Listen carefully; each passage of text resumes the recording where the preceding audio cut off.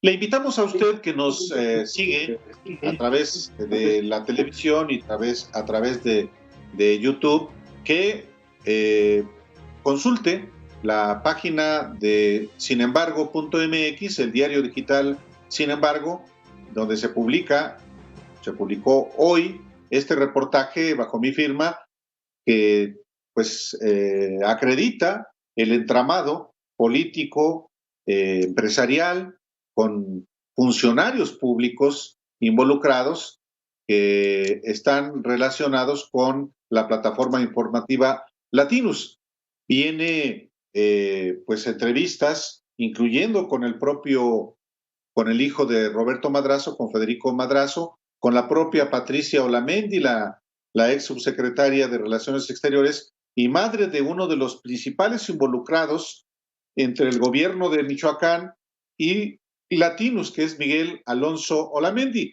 También los documentos que acreditan cómo las empresas del yerno de Roberto Madrazo están vinculadas, las empresas que han manejado y manejan Latinus y personajes que de una u otra forma han estado involucrados, aunque dicen no tener absolutamente nada. ¿Quién es, por ejemplo, Arturo Escobar y Vega, actual coordinador del grupo parlamentario del Partido Verde en la Cámara de Diputados, contra quien Loret, por cierto, escribió una columna en diciembre y yo le pregunté en razón por qué la había escrito acusándolo de manejo de millones y millones de pesos con moches.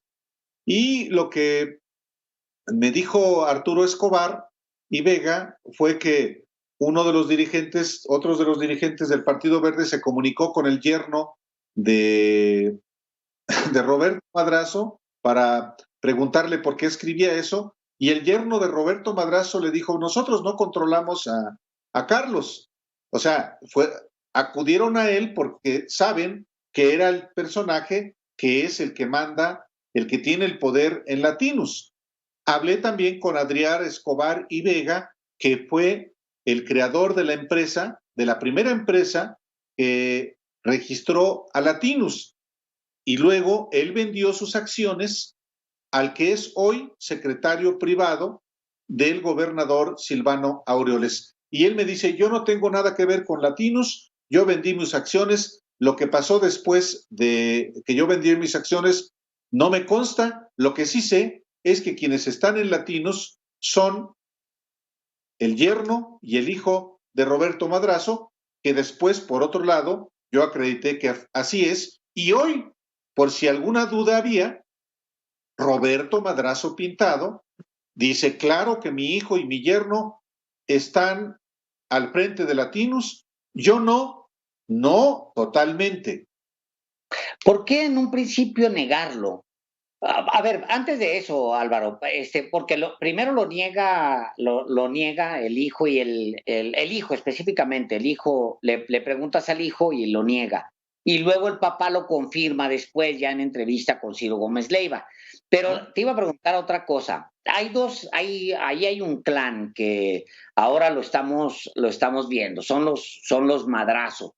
Y por el otro lado, pues está todo lo de Silvano Aureoles, que también es un caso importante. Es el único gobierno que tiene el PRD ahorita, después de haber estado muy cerca de la presidencia, ahora ya nada más le queda ahí Michoacán, Silvano Aureoles, que siempre se dijo que tenía todo el respaldo de Miguel Ángel Osorio Chong cuando era se decía, incluso entre ellos, se decía la buena relación que tenía Silvano, y en algún momento estuvo Silvano incluso dispuesto a dejar a su partido para brincarse de esto, de acuerdo con una fuente muy, muy, muy cercana a ese proceso. Me lo comentó directamente cuando yo estaba haciendo una biografía. Me dijo que Silvano estaba amagando con irse del PRD y brincarse al PRI y apoyar la campaña abiertamente de Miguel Ángel Osorio Chong. Ese es el nivel de relación con Osorio Chong. Por eso Silvano siempre se dijo que era un gobernador más bien priista que perredista. Sí. Y él aspiró, como sabemos, aspiró a ser candidato presidencial, Silvano Aureoles, por el PRD, en una elección en la que ni fue él ni fue Miguel Ángel Mancera, pues porque se quedaron sin ello. Bueno, ahí, sin ahondar más en lo de Silvano Aureoles, que es una historia en sí misma, está en la otra parte, que es este clan, que es el clan Madrazo. Roberto Madrazo Pintado, Álvaro, y Andrés Manuel López Obrador son adversarios de hace muchas décadas. Sí, en efecto, hay muchos jóvenes que, de los que nos ven y nos escuchan, que quizá no saben quién es Roberto Madrazo y qué intereses representa. Roberto Madrazo es hijo de un priista muy prominente que quiso reformar al PRI en la década de los 60, quiso formar inclusive un partido nuevo, Patria Nueva, y atrajo a jóvenes de entonces, como por ejemplo, muchos jóvenes que después pues tenían tendencias más bien de izquierda. Pero Roberto Madrazo, después de que su padre murió en un sospechoso accidente que Madrazo solo hasta muchos años después dijo que había sido un atentado, en 1968, Madrazo hizo carrera política en el PRI y una de sus ambiciones fue siempre ser gobernador. Cuando López Obrador fue candidato a gobernador en 1988, Roberto Madrazo estaba al frente del PRI, era un personaje muy relevante en el PRI, pero no compitió contra él. Realmente la competencia entre los dos se da en 1994, en la elección del 20 de noviembre, que es una elección caracterizada por el despilfarro y por las prácticas mapacheriles. Lo sé porque yo lo viví. Y la rivalidad desde entonces fue creciendo a tal punto de que cuando López Obrador viene a la Ciudad de México a presidir el PRD entre 1996 y 1999, lo que hace Roberto Madrazo es ir construyendo su liderazgo en el sureste, fíjate, apoyado hasta por Manuel Bartlett Díaz, y pasada la elección de Vicente Fox en el 2000, con la derrota de Francisco Labastida, entonces Madrazo toma el poder del PRI de la mano del Baester Gordillo, con prácticas de defraudación electoral perfectamente acreditadas entonces. Y mientras Roberto Madrazo al frente del PRI, junto con el Baester Gordillo, negocian con el gobierno de Vicente Fox la impunidad, por ejemplo, para el Pemex Gate, se reparten los consejeros electorales del INE, traman juntos el desafuero de 2005, López Obrador va construyendo también su candidatura presidencial. En el 2000 se enfrentan junto con Calderón, pero en ese año, en 2006, Madrazo, que había dejado en el camino hasta Arturo Montiel Rojas, el tío de Enrique Peña Nieto, que debe renunciar, comienza a ser socavado desde el PRI, y muchos gobernadores, empezando por Enrique Peña Nieto, siguiendo con José Natividad González Parás en Nuevo León, Eduardo Burs en Sonora, el gobernador de Tamaulipas, Eugenio Hernández, todos abandonan a Madrazo y trabajan para Felipe Calderón, igual que lo hizo el hoy preso, el Baester, por supuesto, y como lo hizo también el gobernador de Puebla, Mario Marín. Tal es así que el propio Roberto Madrazo publica un libro que se llama La Traición. No lo escribe él, se deja entrevistar y cuenta algunas cosas. No se mete con Enrique Peña Nieto, por ejemplo, que fue muy clave en el gobierno de Calderón. Realmente, Madrazo se esfuma después de quedar en tercer lugar en la elección del 2006 y se dedica a ser deportista. Es memorable aquella ocasión en que corre en Alemania y es descubierto por la trampa que hizo. La biografía de Roberto Madrazo está asociado al fraude, a la trampa, a la corrupción. No se diga los medios de comunicación. Claro, porque, a ver, eso me interesa más.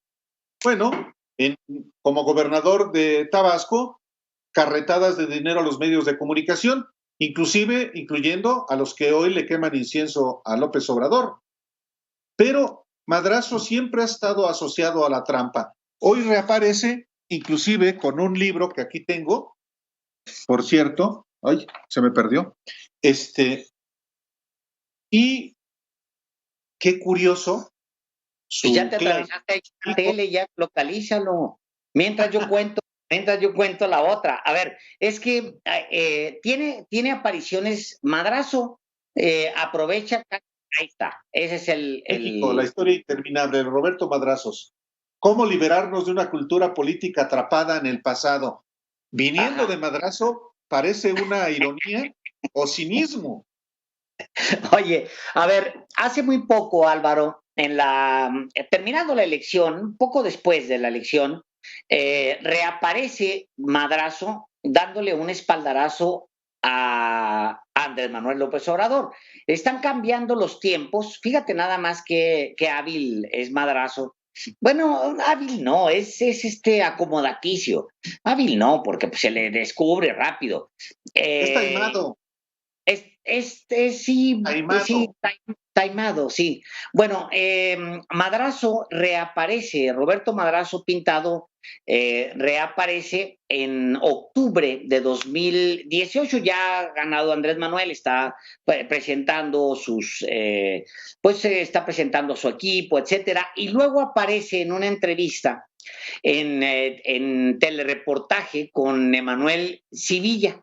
Él aparece ahí y lo entrevistan largo y tendido, y ahí él dice que en sus actas, dice hasta ahora, o sea, fíjate nada más, ya cuando López Obrador había ganado, y todos andaban muy sacados de onda y pensaban que pues Andrés Manuel se iba a ir contra pues todo lo que se le atravesara en el camino, y pues ahora sí a que pagaran todos con los que como él sí, efectivamente, fueron poniéndole piedras y cometiéndole fraudes, esa es la realidad. Bueno, el caso es que él aparece, es octubre, faltan 2 meses para que asuma López Obrador la presidencia de México, cuando aparece y hace una gran revelación, dice que de acuerdo con las actas que él tenía en las manos, Andrés Manuel López Obrador había ganado la elección del 2006.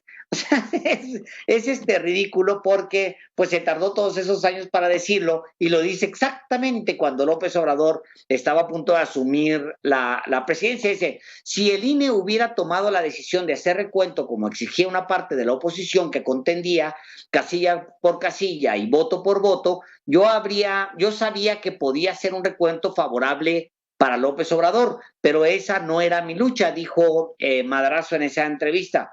En mis actas, dijo, estaba arriba Andrés Manuel.